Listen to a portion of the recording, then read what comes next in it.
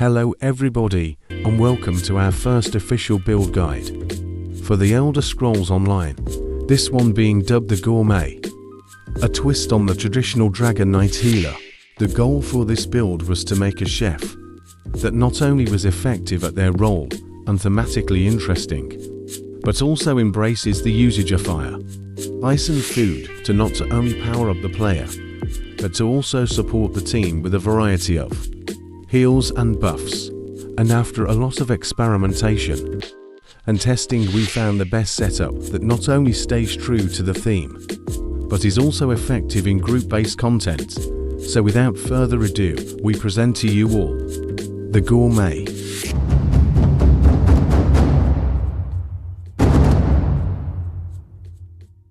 Starting with the race, we are all purely for aesthetic reasons. But if you wanted to min-max this build, Argonian is by far the superior choice given its passives. But the Khajiit also make very good choices for their passives, as well as style points, because who wouldn't want to cosplay this guy?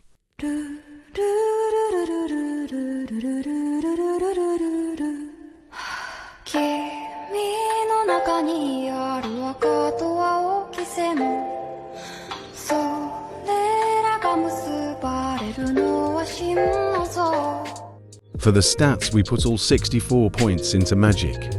That gives us 26,366 magic, 21,951 health, and 17,286 stamina, with 1180 to magic recovery, 677 health recovery, and 1024 stamina recovery, with a respectable 2,903 weapon and spell damage, and 43.5% weapon and spell critical. Buffing up with food and a tri-stat potion. You see our stats go up to 29,631 magic, to 5543 health, while our magic recovery goes up to 1985. Health recovery goes to 1416, and stamina recovery goes up to 1320.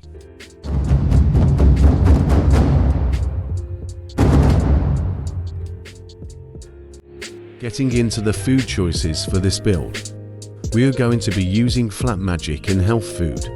You can use tri-stat food if you wish. However, be aware that tri-stat food offers lower magic compared to the flat magic and health food, which will affect your overall healing potential. That being said, for the choices, the best dishes for this build are either Clockwork Citrus Fillet, not only for the boost to our health and magic, but also for the extra health and magic recovery sprinkled in. Next up, we have RTM Pickled Fish Bowl, mainly for the boosted resources, but also comes with a unique perk that fits in well with the build, allowing you to catch rare fish easier, which is great for the wandering chef that gathers their own ingredients. I think I got a nibble. Oh, be careful. Give him some line. Yeah, now reel him in. Oh, look at that baby. They're really biting, huh? Yeah, they do that when you set it on easy. Lastly, for the food section, we have melon baked Parmesan pork, the most cost-effective and easiest to make option for just boosting your flat stats without any extra bonuses.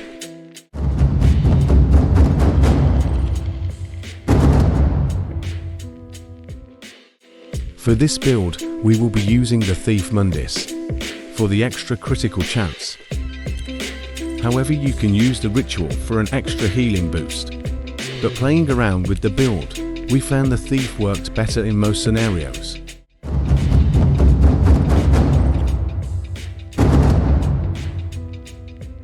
Getting into the skills, first off we have Cinderstorm. This skill leaves the AoE fire pool that continuously heals allies standing near it, while also slowing down any nearby enemies by 70%. You can find this skill in the Earth and Heart skill line. It starts off as Ash Cloud, morph it into Cinderstorm. Next up, we have a flexible spot in the build. You can run any heal you like, but personally, we choose to go with Spirit Siphon for two specific reasons. Not only does it proc our chosen monster set, but it is also an effective 20-second debuff on the enemy that will heal any ally currently attacking the marked target. You can find Spirit Siphon in the Restoration tree. It starts off as Force Siphon Morph It to Spirit Siphon. Next up we have one of our favorite healing skills, and that is Energy Orb. Not only does this send out a floating orb that travels across the battlefield, but that also heals any allies in the path with homing rays, and also offers a synergy that restores 3940 magic or stamina to the ally. That activates the synergy, making this a very handy skill for groups who like to scatter in a fight or organized groups that are dealing with boss mechanics. You can find Energy Orb in the Undaunted skill line. It starts off as Necrotic Orb Morph It to Energy Orb. Next up we have a very potent skill on a Dragon Knight's kit, which is Cauterize. Not only does this juiced up skill provide major prophecy and savagery, increasing our weapon and spell critical by 2629 or 12%, but it also procs our chosen monster set, and if that was not enough, it also behaves similarly to Energy Orb. So the fire orbs will seek out scattered allies provided they are not out of range, healing them for a solid amount of health. You can find Cauterize in the Ardent Flame skill line. It starts off as Inferno Morph It into Cauterize. Next up we have Fragmented Shield.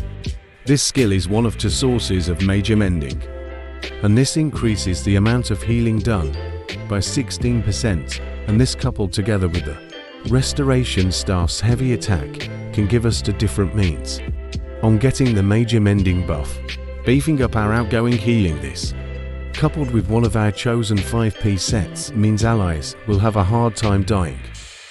You can find Fragmented Shield in the Earth and Heart skill line. It starts off as Obsidian Shield Morph It to Fragmented Shield. Finally, for the first bar we have our chosen ultimate, and that is Life Giver, a very solid and very cheap ultimate at 125 cost. Not only is this ultimate a solid way of keeping your resources topped off in a fight, but this ultimate also has the bonus of casting the following skills for free for 5 seconds: Blessing of Protection, Regeneration, and Steadfast Ward. But that's not all, as this skill also takes into consideration which morphs of the above skills you have chosen, and casts them with the altered bonuses. With this taken into account, these are the morphs we suggest you use for the maximum value out of this ultimate: Blessing of Protection into Combat Prayer, Regeneration into Radiating Regeneration, Steadfast Ward into Healing Ward. You can find Life Giver in the Restoration Staff skill line. It starts off as Panacea and morph it into Life Giver.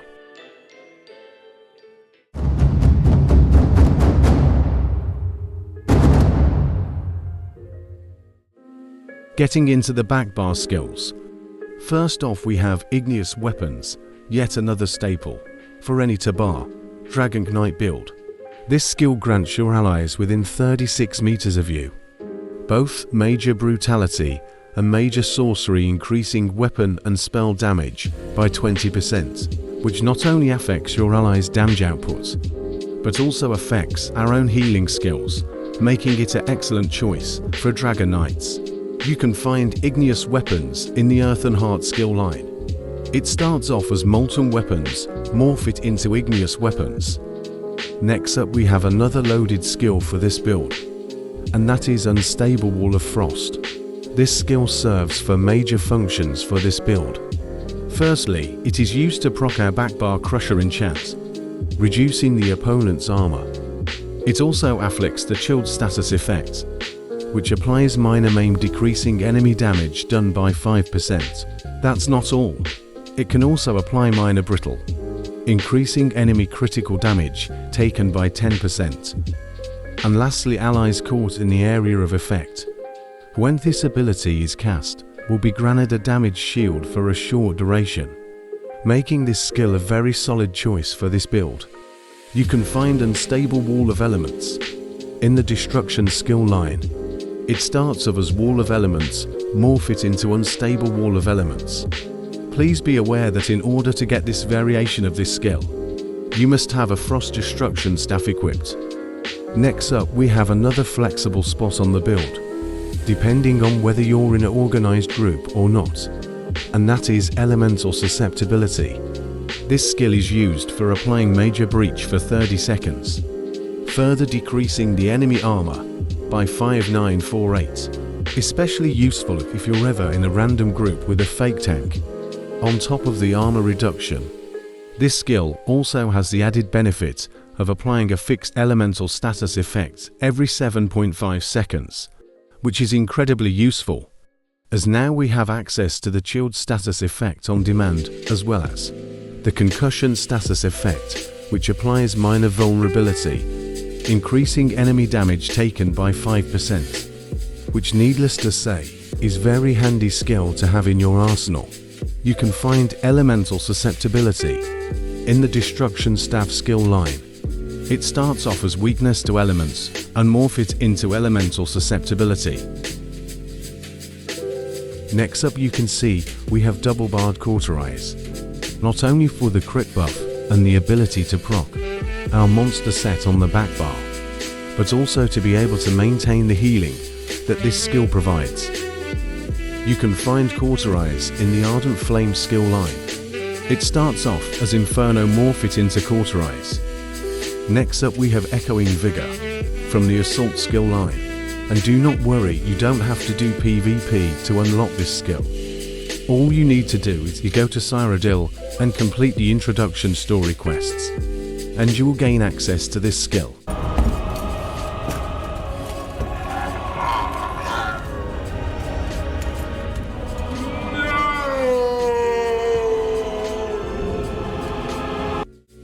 We will be using this skill every 16 seconds to provide your team with constant health regeneration in a 16-meter area of effect around you. A very handy skill for when your team is scattered and need their health topped off. This also works remarkably well when your team is under the effects of your damage shields provided by Unstable Wall of Elements, or our back bar ultimate, allowing them to regenerate comfortably. You can find Echoing Vigor in the Assault skill line. It starts off as Vigor, morph it into Echoing Vigor. Finally, for the skills, we have the back bar ultimate, Magma Shell. This fantastic ultimate is the perfect no button, especially on a healer. Not only does it limit the amount of damage you can take to 3% of your max health, but also gives you and your allies a 10-second damage shield equal to 100% of their maximum health. So if your team is hit by a powerful attack and is close to being wiped out, you can activate this ultimate and gain 100% of your resources back and heal your team back to full. It's an absolutely fantastic skill for healers and tanks alike. You can find Magma Shell in the Earth and Heart skill line. It starts off as Magma Armor, then morph it into Magma Shell.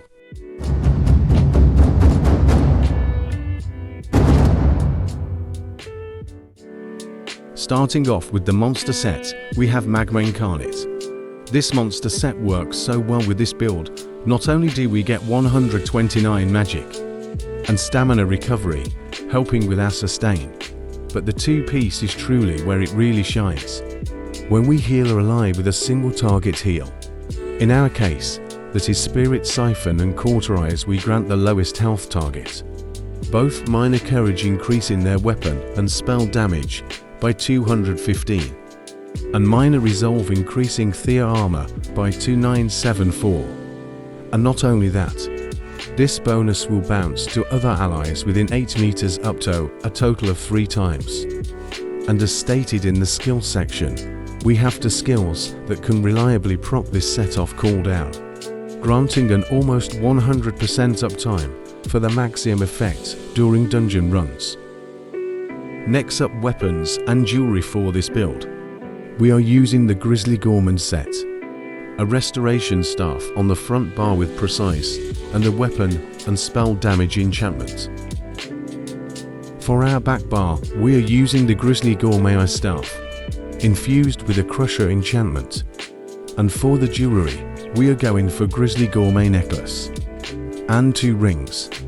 All crafted with Try and Trait and Tri-Stat recovery enchantments if you don't have access to the Try and Trait or Tri-Stat recovery enchantments. The Arcane Trait and Magicka recovery enchantments also work just as well. Now you may be wondering why we choose the Grizzly Gourmet set.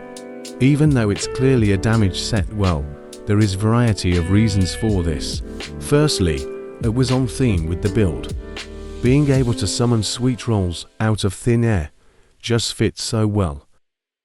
Secondly, it offers us 2 lines of maximum stamina, which may not seem useful at first, but it's actually very handy, especially in most content, as it will always allow us to have stamina in order to use break free, dodge, block and generally engage with various boss mechanics.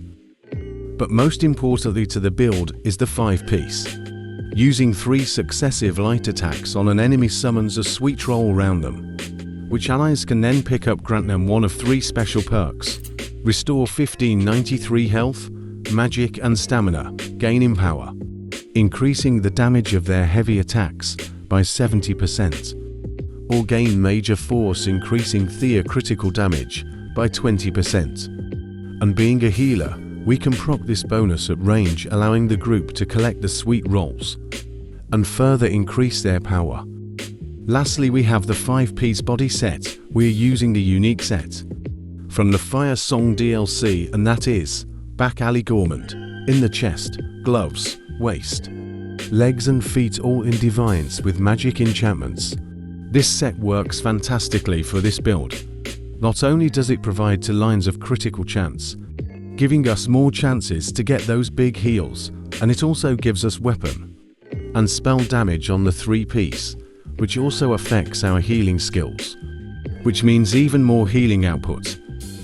And finally, for the succulent 5-piece, while we have a food buff active, our critical healing and damage is increased by a whopping 13%, which, you guessed it, means even bigger heals, because everyone is contented after a full belly.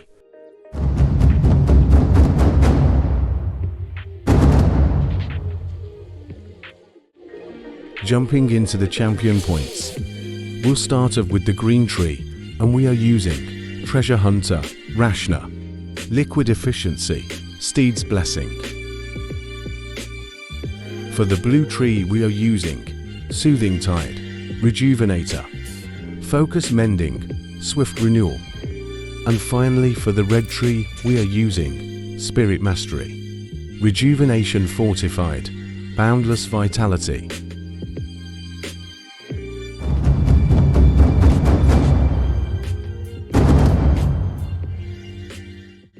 Getting into the outfit styles we used for the Gourmet.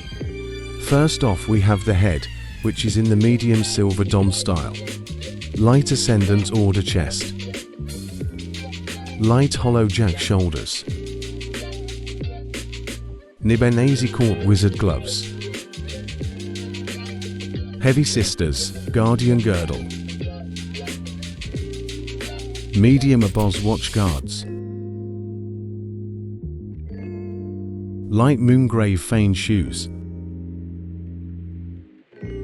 And with that, the build guide for the Gourmet is seared to perfection. Thank you for watching. If you enjoyed the guide, please like, comment, subscribe and share it with your friends, as this took a lot of time to write and piece together for you all.